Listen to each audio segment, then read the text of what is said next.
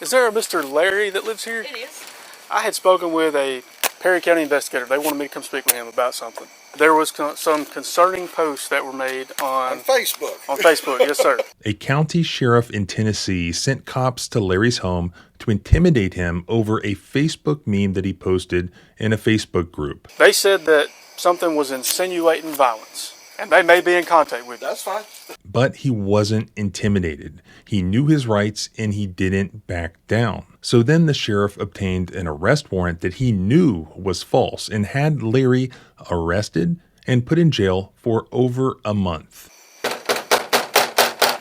Perry County has called back again, okay? Uh-huh. And they've ended up issuing a warrant for you, okay? So you're going to have to come with us. In America, we do not jail people for political speech. Yet Larry Buschardt spent 37 days behind bars simply for posting a meme in a Facebook group. This is what they charged him with. Okay. Threatening mass violence at a school. He's arrested, $2 million bail, and what happens? He just sits there for 37 days? Pretty much. I may have been an asshole, but I'm... That's not illegal.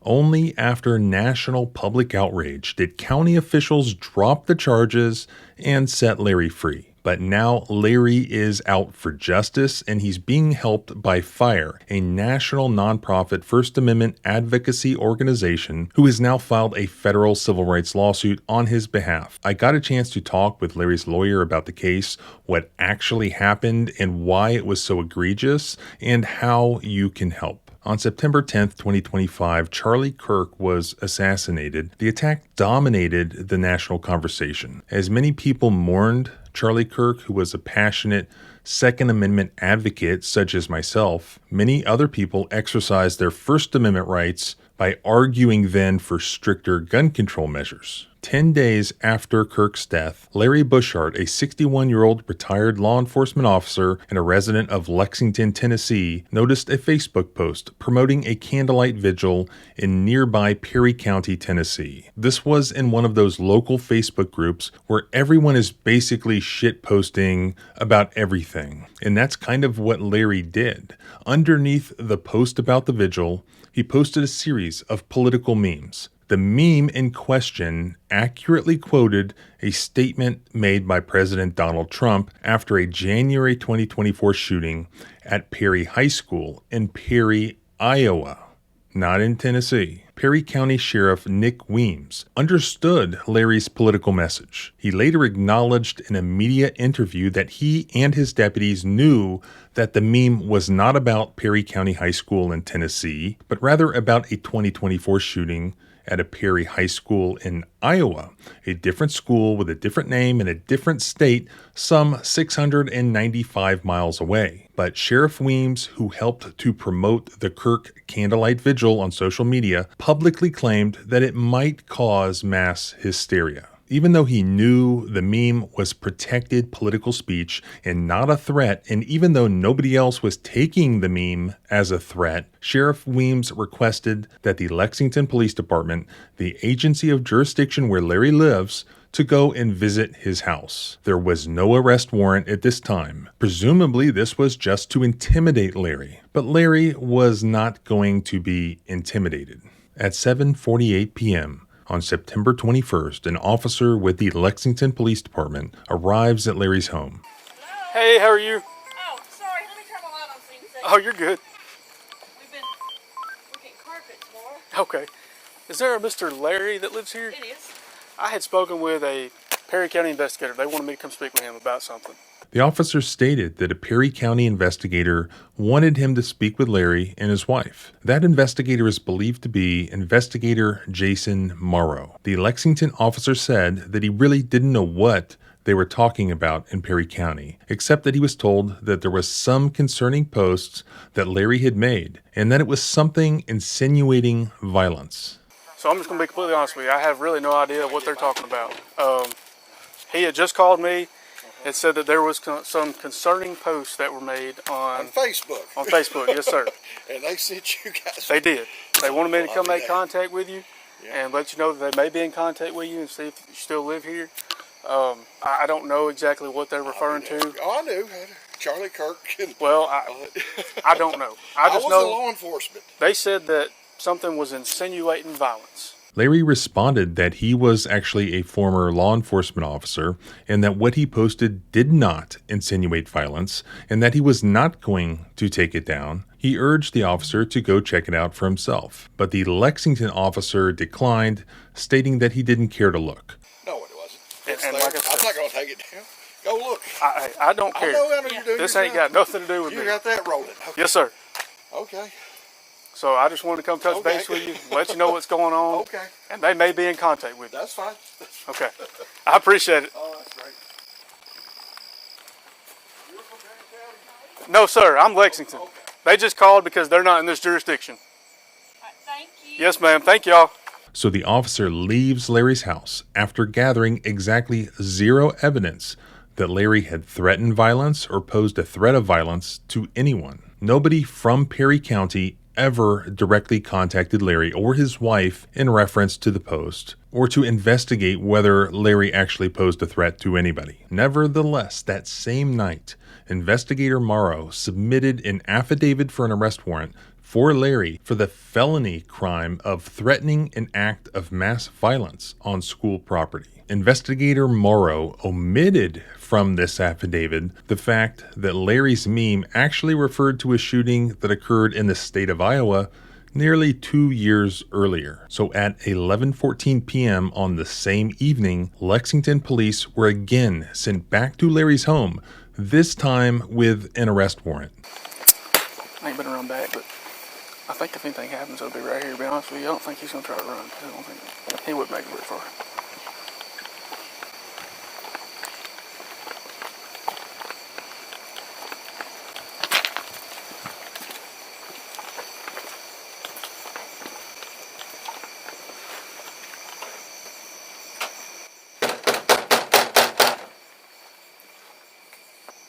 Hello. Hey, Can we speak with Larry again? he's here right there. Hey, Mr. Larry. Yes. So, Perry County has called back again, okay? Uh-huh. And they've ended up issuing a warrant for you, okay? So you're going to have to come with us. We'll get you booked in. We'll get all this figured out. And then you'll have to take it up with them in their court, okay? Okay. Go get your shoes on, We baby. got to come in with you if you're going to go back in, though. That's fine. Y'all can come in. We're getting carpet in the morning, so we Okay. moved all of this out. I've been busy, huh? I'm telling you, I didn't know that I could move. The officers followed Larry into his home so that he could retrieve items that he might need in jail, and they didn't even feel it necessary to restrain him. Okay. Call Taylor and call Timmy. Does he need this? It's up to him. He can take it or not take it. Do you want to Well, take this it? way, guys. No, you're good. Go ahead. Do you want to? Well, he can get numbers out of the phone. Yeah, if he needs to get some Okay, phone numbers that's out of it, that's fine. Okay. That's fine. Alrighty. Just call me and I'll have my phone on, okay? Okay. And I love you. Okay. Thank y'all.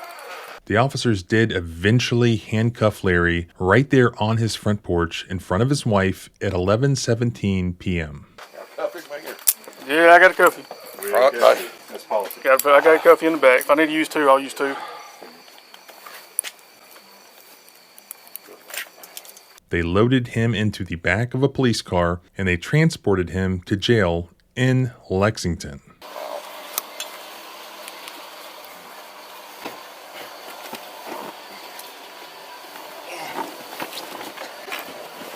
Oh, jeez.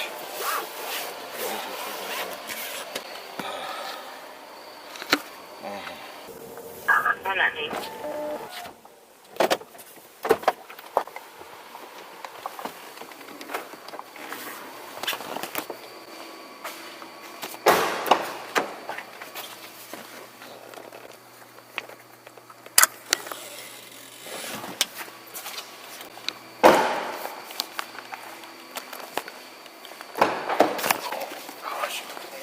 I know it's tight back here. Okay.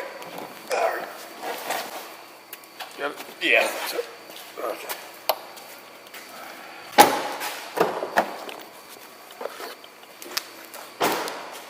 When they arrived at the jail, a Lexington officer informed Larry that Perry County had charged him with threatening mass violence at a school.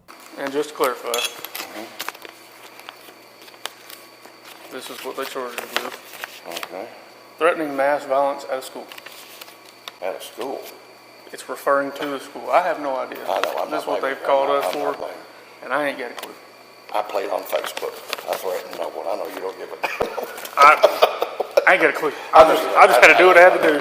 I've been in Facebook jail. I'm not saying you did or didn't do anything. No, I did do, but I don't think I committed a crime. That's what I'm saying. I'm not saying you did or did not commit a crime. I may have been an asshole, but I'm That's not illegal.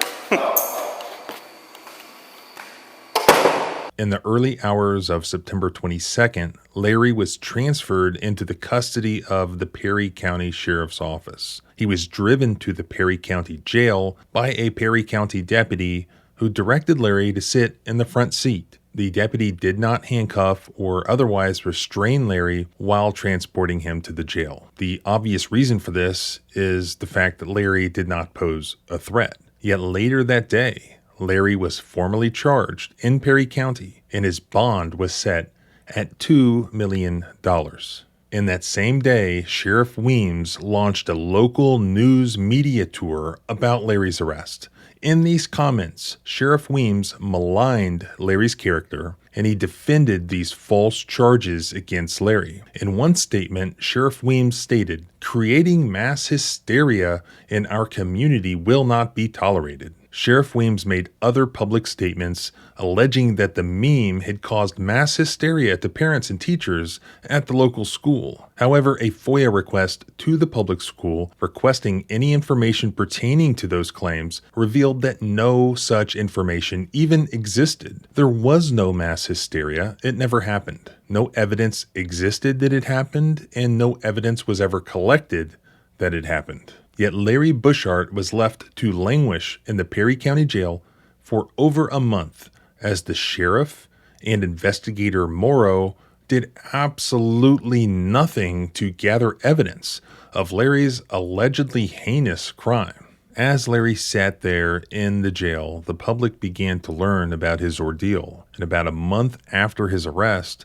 Larry's case began to receive significant attention online and in the media. So on October 28th, the 37th day of Larry's captivity, Sheriff Weems sat down for a television interview. Jailed for a meme. Tonight, a Middle Tennessee sheriff defends the arrest of a man for posting this online meme, quoting President Trump. Yeah, there's been some very, very bad phone calls that my employees has had to endure. Our dispatch has had to endure. He's been here for 35 days. 35 days over a meme. Well, it was a series of posts, but yes, the one post that he made was the one with Donald Trump that got everybody's attention and was considered threatening. That looks like it, except this part was blurred out, the face.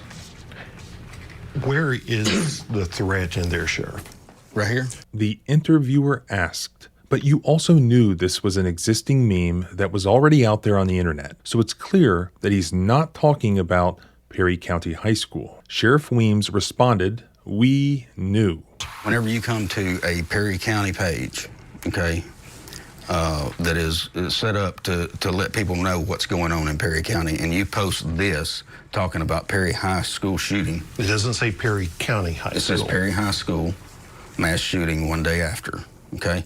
That led people to believe in our county that he's talking about Perry County High School because it doesn't say Iowa either. But you also knew this was an existing meme that was already out there on the internet. Correct.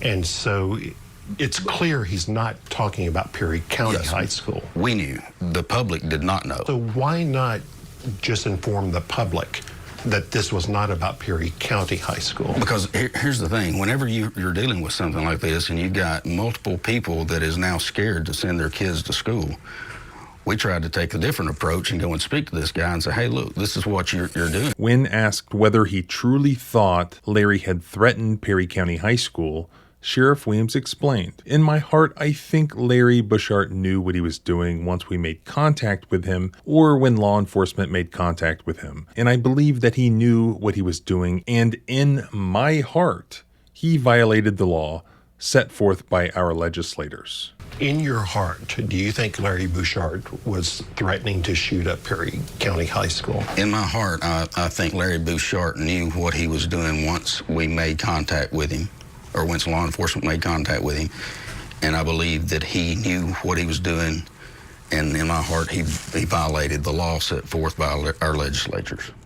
Sheriff Weems also told News Channel 5 that Larry admitted to making the post and advised that he was not taking it down, so therefore he was showing the intent. Whenever we sent Lexington Police Department out to speak to him, and he refused to do that, I mean, what kind of person does that? What kind of person just says he don't care? You know, I'm not taking it down. Maybe a person who doesn't think he's done anything wrong. Well, in TCA's eyes and our state legislatures that's put this law forth that come out July 1st, 2024, says otherwise. In a statement to WKRN News 2, Sheriff Weems claimed the Lexington police sought to de-escalate the situation before an arrest was made, but that Mr. Bushart declined to clarify his public messages and calm the situation that was causing multiple reasonable citizens to be in fear of their children's safety at school. The Perry County Sheriff sent a statement to News 2. It reads in part, quote, "Mr. Bushart was not brought to our attention simply because of his speech, but for the public repercussions of that speech. We coordinated with other departments to approach Mr. Bushart and provide options to de-escalate the situation before an arrest was made. Mr. Bushart declined to clarify his public messages and calm the situation that was causing multiple reasonable citizens to be in fear of their children's safety at school," end quote. Yet when News 2 asked Lexington's chief of police whether his department was involved in asking Mr. Bushart to de-escalate or clarify his remarks, the chief responded no. We asked the sheriff which agency he worked with to ask Bushart to de-escalate or clarify his post because that was not mentioned in the affidavit or body camera video. The sheriff said Lexington Police. We asked Lexington's police chief if his agency was involved with that. He said no. Which we can clearly see is the case from the body cam footage. So the very next day, the district attorney, Hans Schwindemann, filed a motion to dismiss the charge against Larry, and Larry was released the very same day. Fortunately, due to the media coverage and the social media discussion, Larry's situation caught the attention of FIRE, the Foundation for Individual Rights and Expression.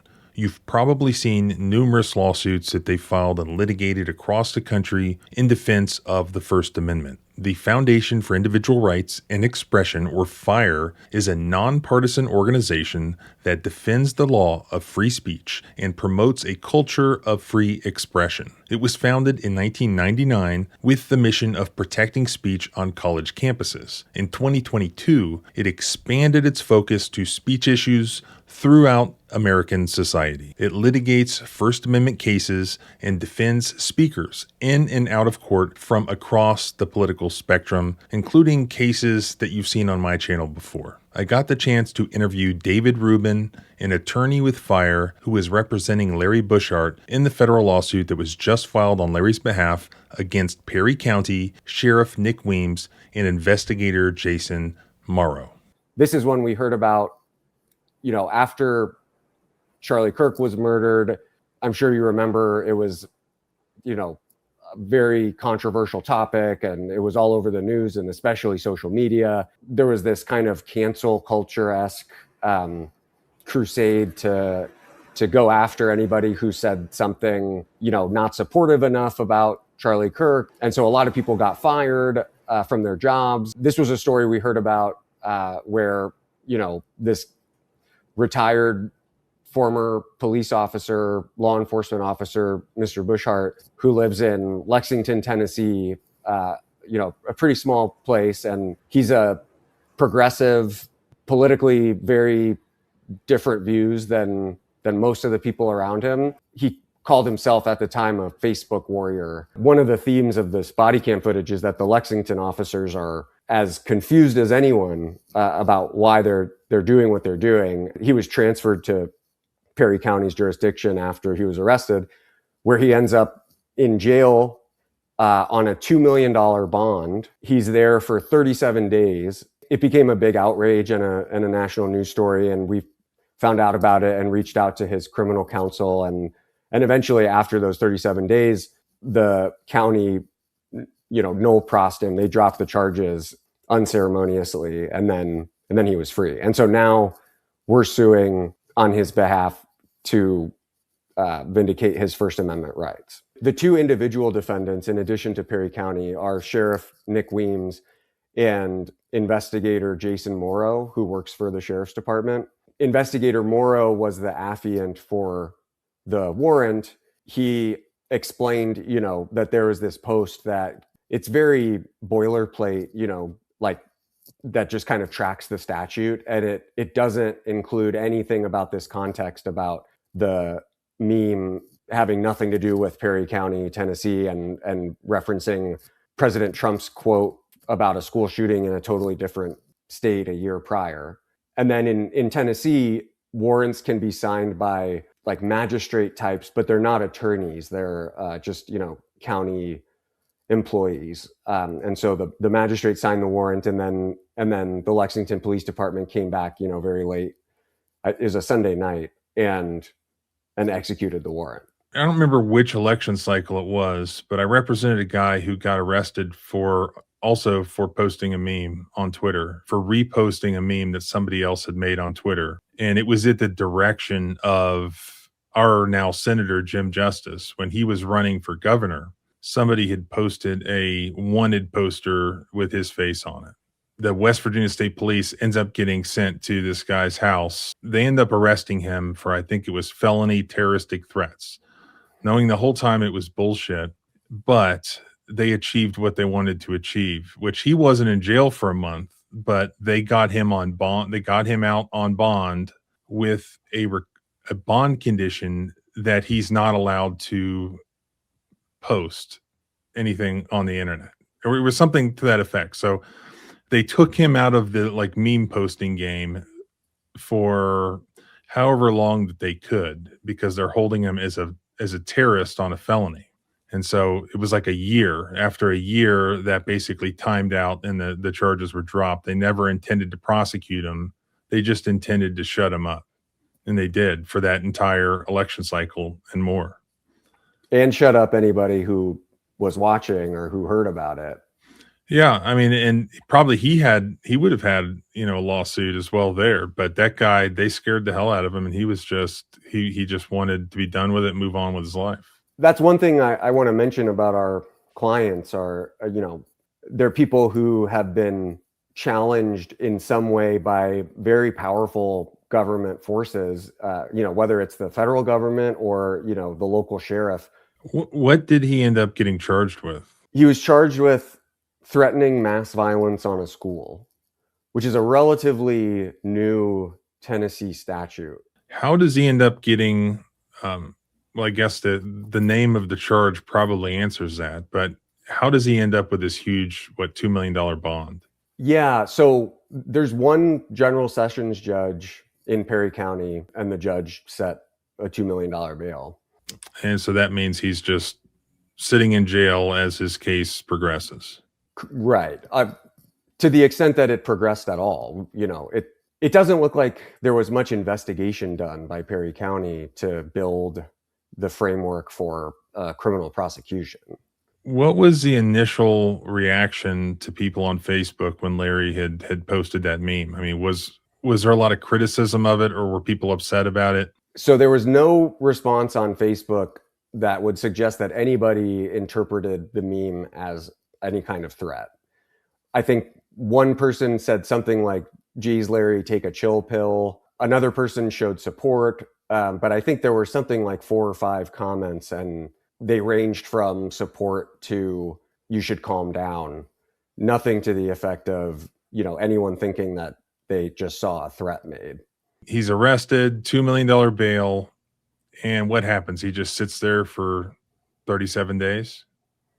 Pretty much. Larry's criminal attorney tried to get a judge to hear the case as soon as possible, or, to hear a bond reduction. I think the county asked for a delay because they were still supposedly, collecting evidence or something. Larry's criminal attorney tried to get him out sooner, but it was only when the county dropped the charges that he was freed. Why do you know why why the sheriff was giving an interview 37 days into Larry being incarcerated? Was it just something, it was just still in the news? It was kind of a boil where every day he was in jail longer, there was more and more outrage. While Larry was in jail, he missed his wedding anniversary and the birth of his granddaughter. And I think those facts led to even more outrage about the story. The charges are dropped and he's released the same day from jail. Right. What happened next? So after he's freed, we discuss and he wants to vindicate his First Amendment rights, and Larry sues the Perry County Sheriff's Department and Sheriff Weems and Investigator Morrow in their personal capacities. There's 4 claims. It's First Amendment retaliation, which is, it's unconstitutional for a state official to retaliate against someone because they don't like protected speech that they engaged in. And then the second claim is just a direct First Amendment violation, that it violated Larry's rights to arrest him, for this bogus charge. And then 2 claims under the Fourth Amendment. The first is false arrest, and the second is malicious prosecution. Malicious prosecution is where the sheriff just wanted to bring this charge not to, actually prosecute a real crime. He did it because he wanted to punish Larry in some way. Why should those people who are conservative in rural Tennessee be outraged or upset that their local law enforcement, that their local sheriff had Larry arrested, even though they don't agree with what Larry said?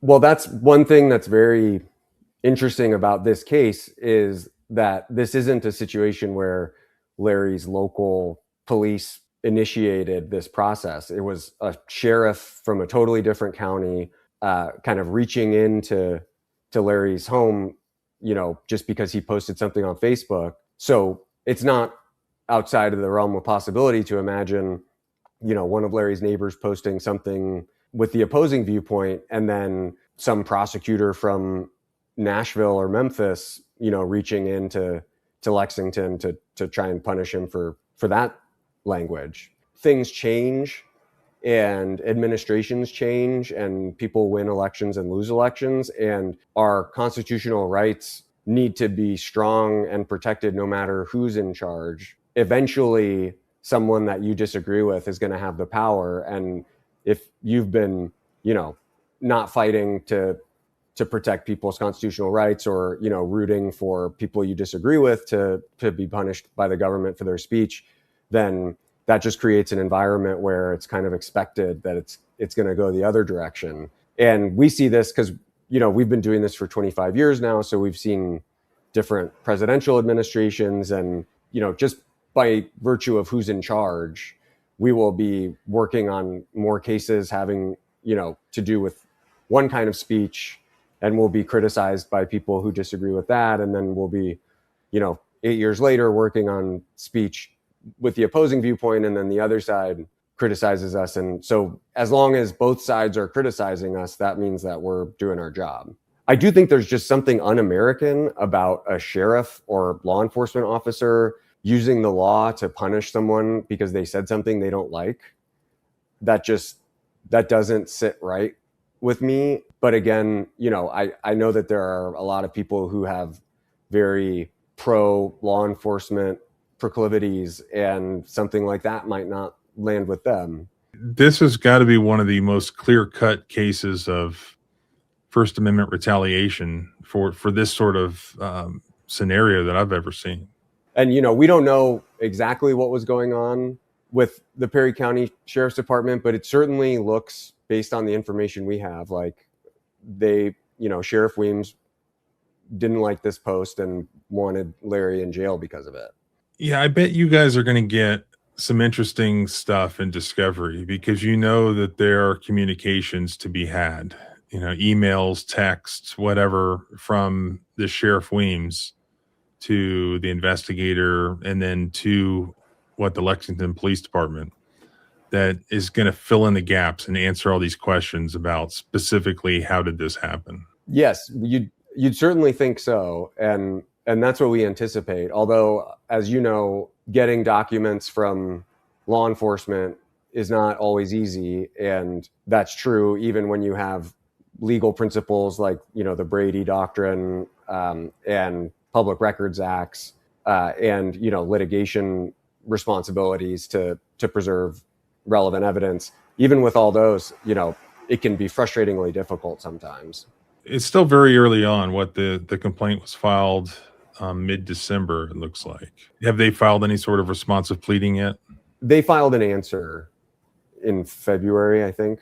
Even if you don't share Larry Bushart's views on the Second Amendment, as I don't, or find his use of memes in response to the Charlie Kirk assassination to be offensive or even scary, remember, freedom is scary. This is America. We do not jail people for free speech. We don't jail someone 37 days for disagreeing with us or saying offensive things. Free speech is free speech. Sure, a line can always be crossed when someone makes an actual threat. That's not protected speech, and that's not what Larry did here. Sheriff Weems knew that. He knew that, and yet he had Larry arrested and thrown in jail anyway, to punish him for his political positions. If Sheriff Weems can get away with having Larry arrested and jailed for 37 days over that meme, then there's nothing stopping any other politician from anywhere, really, from doing the same thing to you, from anywhere in the country. If only there were some sort of law that could stop that sort of thing. Well, there is, and it was given to us by our founders, and it's the First Amendment. The First Amendment is more important than any political issue, than any election cycle. If we value our own right to free speech, we have to protect those we also disagree with. Otherwise, as soon as there's some change in government leadership, as there always is, now we become the victims. So we have to protect and defend it. You hear a lot of lip service from people, especially cops, about taking an oath to protect and defend the Constitution. But what does that even mean if you're not protecting and defending the First Amendment? To do so, you have to protect all speech, not just speech that you like or agree with. Like the famous case of the ACLU fighting for the right of neo-Nazis to march through a Jewish suburb.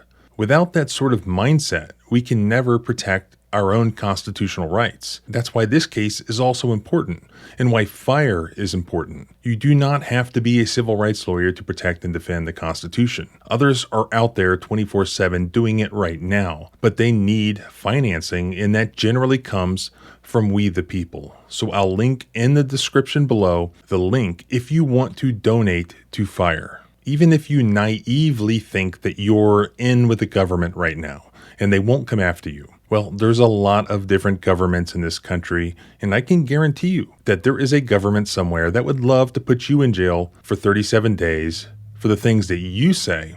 They certainly would love to do that to me. So if you can, please donate to keep FIRE suing these governments when they fail to protect our rights. I'll stay in touch with David Rubin on this one and hopefully be able to bring you an update video if they win the case or when something happens. And you can follow along by subscribing both here and at the blog at thecivilrightslawyer.com. You can follow me on X at JohnBryanESQ. Remember, our rights don't end where your fear begins. Freedom is scary. Deal with it.